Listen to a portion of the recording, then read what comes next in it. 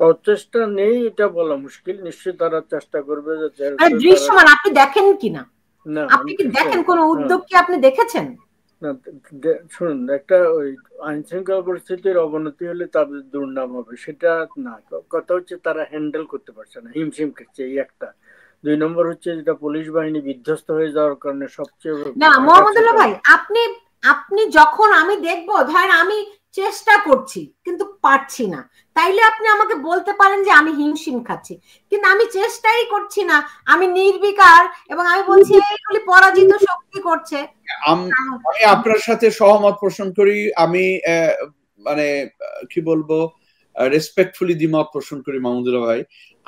আমরা চেষ্টাটার কতগুলো প্যারামিটার আছে, যেমন কে চেষ্টা করছে আর করছে না এটা দেখার কতগুলো ইন্ডিকেটর আছে। যেমন আমরা দেখলাম যে অমুক জায়গায় একটি ঘটনা ঘটছে, মানুষ লাইভ দিচ্ছে, যেখানে মানুষ লাইভে দেখে দৌড়ে ছুটে যাচ্ছে সেখানে পুলিশ আসার কোনো নাম নেই। যেখানে পুলিশ এসেছে, পুলিশ দাঁড়িয়ে আছে, ঘটনাটা ঘটেই যাচ্ছে, দরজা ভাঙা হচ্ছে অথবা মারা হচ্ছে অথবা কাউকে একজন ডাকাতি শেষ করে যাচ্ছে, ওখানে একজন গণপিটুনি দেয়া হচ্ছে, পুলিশ সেটা দেখছে, তার মানে কিন্তু চেষ্টা হচ্ছে না।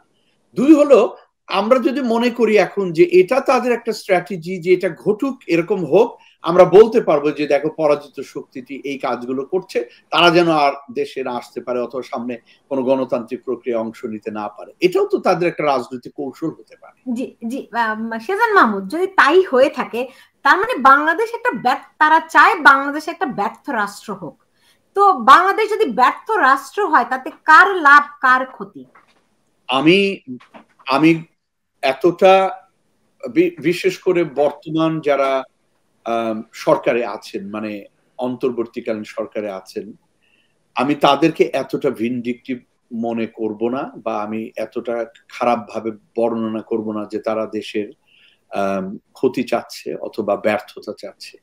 আমি মনে করব না, আমি এখনো পজিটিভলি বিশ্বাস করব যে তারাও হয়তো দেশের একটা মঙ্গল চায়, তাদের হয়তো পথ ভিন্ন, তাদের হয়তো মত ভিন্ন, সেটা গণতান্ত্রিক প্রক্রিয়াতে যদি মানুষ সেটা চেয়ে থাকে সেটা হতে পারে। আমি সবাইকে বেনিফিট অফ ডাউটটা দিতে চাই, দিলাম। কিন্তু আমি যদি জিও পলিটিক্যাল কারণ দেখি, বাংলাদেশকে একটি ব্যর্থ রাষ্ট্র হিসাবে অন্তর্বর্তী সরকারের দেখার কোনো দরকার নাই, কিন্তু প্রতিবেশী অনেক দেশেরই কিন্তু সেটা দেখার কারণ আছে, যৌক্তিক কারণ আছে। পাকিস্তানকে আমরা বহুদিন থেকে বলে আসতেছি একটা ব্যর্থ গণতান্ত্রিক দেশ। পাকিস্তান সত্যিকার অর্থেই ব্যর্থ গণতান্ত্রিক দেশে পরিণত হয়েছে। সেখানে আমরা স্বাধীনতা লাভ করে একটি সফল দেশ হিসাবে প্রতিষ্ঠিত হয়ে যাচ্ছিলাম। আমাদের অর্থনীতি শুধু চাঙ্গা না, রীতিমতো যতই আমাদের বলা হোক যে আমাদের টাকা পাচার হয়েছে, দুর্নীতি হয়েছে, আমরা স্বীকার করি যে আমরা সবসময় বলে এসেছি দুর্নীতি আমাদের দেশ থেকে দূর করতে হবে, সেটা নিয়ে আমাদের কারো দ্বিমত নেই। দুর্নীতি কম হলে আরো বাংলাদেশ আগাতো, কিন্তু যে কাজগুলো হয়েছে সে কাজগুলো কিন্তু অনেক বড় বড় শক্তির বিপরীতে দাঁড়িয়ে হয়েছে। পদ্মা সেতু ওয়ার্ল্ড ব্যাংকের মতো একটি প্রতিষ্ঠানের বিরোধিতা করে হয়েছে, চায়নার মতো একটি রাষ্ট্রের বিরোধিতা করে হয়েছে। বাংলাদেশে এই কৃতিত্ব দিতে হবে। এগুলো নিয়েও কথা বলার সময় এসেছে যে এগুলো করা অত সহজ না।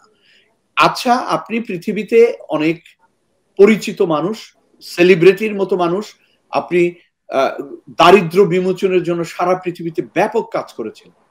এই 7 মাসে একটা প্রজেক্ট দেখান যে এই প্রজেক্টে বিদেশ থেকে একটা বিরাট অঙ্কের টাকা এসেছে, যেটা আমাদের দেশের একটা শিল্প প্রতিষ্ঠান গড়ে উঠছে অথবা ইনফ্রাস্ট্রাকচার বা অবকাঠামো গড়ে উঠছে। একটাও নেই, সে সম্ভাবনাও নেই, এমনকি প্রতিশ্রুতিও নেই। তাহলে প্রতিশ্রুতি আছে, প্রতিশ্রুতি মানে কি? প্রতিশ্রুতি কোনো কাগজে কলমে নেই, মুখে আছে। মুখে আছে। হ্যাঁ, চুক্তি দেখান, কোন জায়গায় চুক্তি হয়েছে নেই, বরং আমেরিকার যে টাকাগুলো যাওয়ার কথা ছিল সেটাও বন্ধ হয়ে গেছে। আমি মনে করি সবার প্রতি শ্রদ্ধা রেখেই যে কেউ আমাদের দেশের জন্য ভালো করুক, মঙ্গল করুক, এটা আমরা চাই। কিন্তু ভালো বা মঙ্গল করার জন্য আমরা সময় কিন্তু কম দিচ্ছি না, 7 মাস সময় কিন্তু কম না। এই সময়ের মধ্যে আমরা এখন পর্যন্ত কোনো রকমের ধনাত্মক কিছু দেখতে পাচ্ছি না। আমরা দেখতে পাচ্ছি কতগুলো পুরনো জিনিসেরই পুনরাবৃত্তি। ব্যক্তিকে টার্গেট করা হচ্ছে, পরিচিত তাদের লবির মানুষদেরকে বিভিন্ন জায়গায় বসানো হচ্ছে, অন্য সাধারণ এমনকি যারা নিরপেক্ষ মানুষ ছিল তাদেরও ক্ষতিগ্রস্ত করা হচ্ছে। এই প্রক্রিয়াটা যদি চলতে থাকে তাহলে সেই রাষ্ট্রতে ব্যর্থ হতে বাধ্য।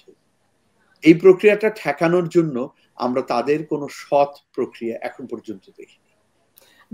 যেহেতু দেখেননি তাহলে তাদেরকে কেন বেনিফিট অফ ডাউট দিচ্ছেন সেজান ভাই?